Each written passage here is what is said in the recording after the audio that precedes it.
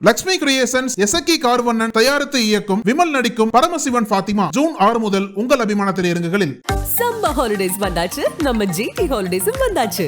GT holidays, South India's #1 travel brand. பழைய நகையை கொடுத்து வயிற்று 11 மந்த்ஸ்ல அதே அடைக்கு புது நகையை எடுத்துக்கோங்க. எக்ஸ்ட்ராவா ₹1 தர வேண்டாம். Magic old gold exchange.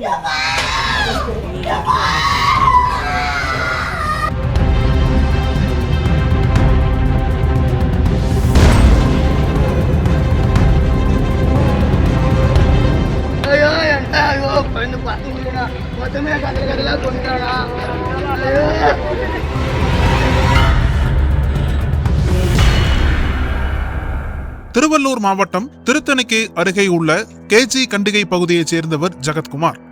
45 வயதான இவர் கார்பெண்டராக வேலை செய்து வருகிறார். இவரது மனைவி பிரியா.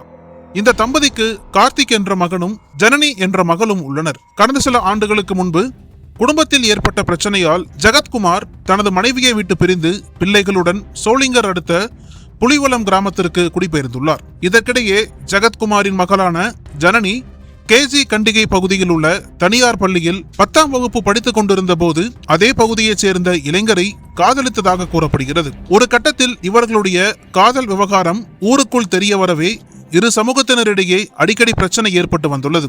இதையடுத்து இரு தரப்பினரையும் வைத்து மத்தியஸ்தம் செய்த பிறகு ஜெகத்குமார் தனது குடும்பத்துடன் புலிவலம் கிராமத்திற்கு குடிபெயர்ந்துள்ளார். இந்த சூழலில் கோடை விடுமுறை என்பதால் ஜனனியின் அத்தை மகள்கள் 2 பேர் ஜெகத்குமார் வீட்டிற்கு வந்துள்ளனர். கடந்த 28ஆம் தேதி வீட்டில் இருந்த 4 மாணவிகளும் விளையாடிக் கொண்டிருந்தனர்.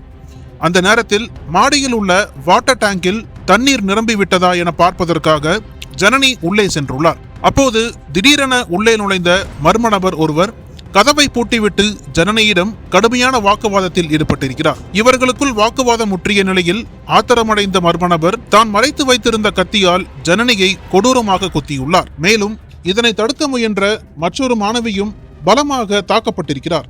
இவர்களுடைய சத்தம் கேட்டு ஓடி வந்த உறவினர்கள் கடப்பாறையால் கதவை உடைத்து உள்ளே சென்றுள்ளனர். அப்போது இரத்த வெள்ளத்தில் கிடந்த ஜனனி கத்தியால் குத்தப்பட்டு கொலை செய்யப்பட்டு கிடந்தார். அதே அறையில் இருந்த மர்ம நபர் தன்னைத்தானே கத்தியால் குத்தி தற்கொலைக்கு முயன்றிருக்கிறார். அவரை மடக்கி பிடித்த உறவினர்கள் சரமாரியாக தாக்கி கொண்டபாளையம் காவல் நிலையத்திற்கு தகவல் தெரிவித்தனர். சம்பவ இடத்திற்கு வந்த போலீசார் உயிரிழந்த ஜனனியின் உடலை கைப்பற்றி பிரேத பரிசோதனைக்காக வேலூர் அரசு மருத்துவமனைக்கு அனுப்பி வைத்தனர்.